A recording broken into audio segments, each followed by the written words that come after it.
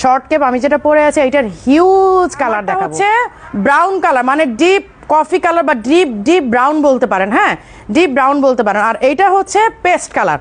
Lighting ক্যামেরায় colour একটু 19-20 হবে, আমি কখনোই বলবো না যে আমি আপনারা যা লাইভে দেখছেন তা সেম টু সেম পাবেন, একটু কালার 19-20 হবে। আর পেস্ট কালারের এগুলো স্ক্রিন প্রিন্ট।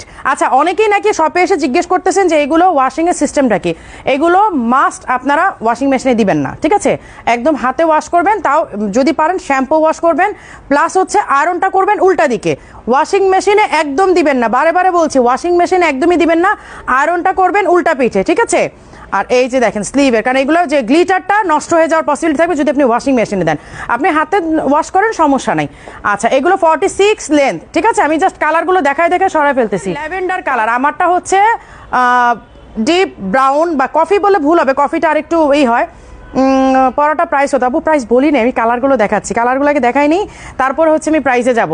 এইটা হচ্ছে ল্যাভেন্ডার কালার, প্রত্যেকটা কালার স্ক্রিনশট নিয়ে নিবেন। কলাপাতা কালার, এটা হচ্ছে কলাপাতা কালার বলা যায়। এই হচ্ছে স্লিভের ডিজাইনটা। ব্ল্যাকের জন্য সবাই বসে থাকবেন, জি আপু ব্ল্যাক দেখাচ্ছে না, সবই দেখালো, ব্ল্যাক তো দেখাচ্ছে না।